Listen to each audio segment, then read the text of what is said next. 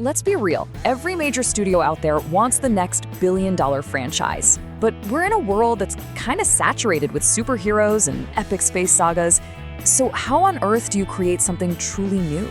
What if the secret ingredient isn't just about spaceships, but also about spirituality? We're gonna break down a really fascinating project that might just have the answer. Yeah, and high stakes is putting it mildly.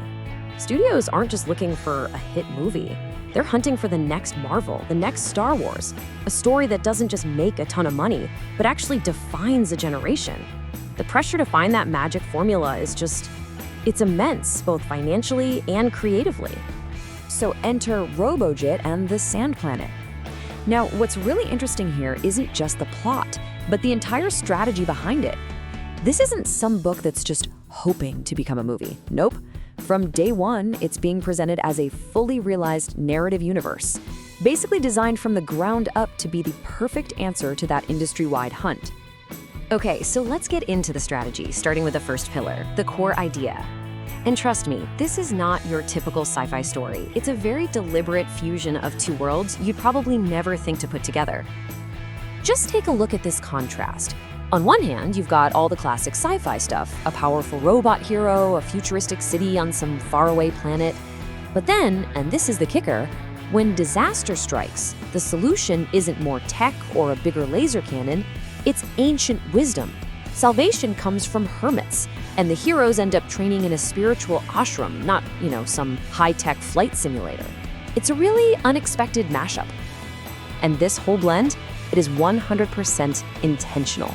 It's aimed squarely at a young audience. People who live in a totally digital world, but are still looking for something with a bit more meaning. By smashing technology and tradition together, the story is built on a foundation that just feels deeper than your average summer blockbuster. Okay, so that's the core idea. And that leads us right into the second pillar, the distribution strategy. You see, this universe wasn't just written as a book or a screenplay. It was literally engineered from day one to live on every screen you own. And this is a really, really key point. Most of the time, a franchise starts with a hit movie or a popular book, and then the studios try to figure out how to adapt it for other things. It's kind of an afterthought. But with Robojit, this multi-platform idea is baked into its very DNA. It's all about de-risking that huge creative investment by making sure the whole thing is naturally adaptable right from the start. So here's how that Transmedia plan actually works. You can totally see how each medium plays to a different strength, right? The main story is perfect for a big movie trilogy. The hero's quest to get stronger and learn new skills? Well, that is practically screaming to be a video game. And if you want to explore all the side characters and the deep history of this world, that's what the animated series is for. The really smart part is, they aren't just retelling the same story over and over. Each piece is designed to expand the universe, which gives fans a real reason to engage with every single one. But look, a great idea and a smart business plan, that's still not enough. The third and final pillar is maybe the most important one of all, the visionary. It all comes down to the unique perspective of the person who actually created this whole universe. The creator of Robojit and the Sand Planet is Rakesh Raman. And when you start to look at his professional background, well, let's just say his resume doesn't exactly scream young adult fantasy author. And honestly, this super diverse background might just be the project's secret weapon. I mean, think about it.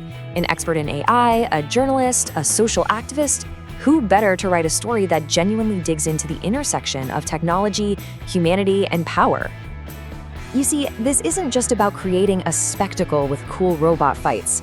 This kind of background suggests a world that's built with a real point of view, one that's designed to ask some pretty tough questions like, what does it actually mean to be human in an age of AI? That's a level of thematic depth you don't always find in a blockbuster.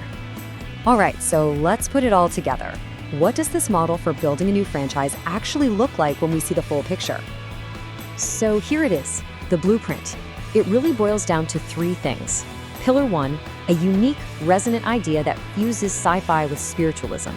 Pillar 2, a modern business plan that's built for every screen right from the start. And Pillar 3, a creator whose own life experience perfectly mirrors the story's central themes.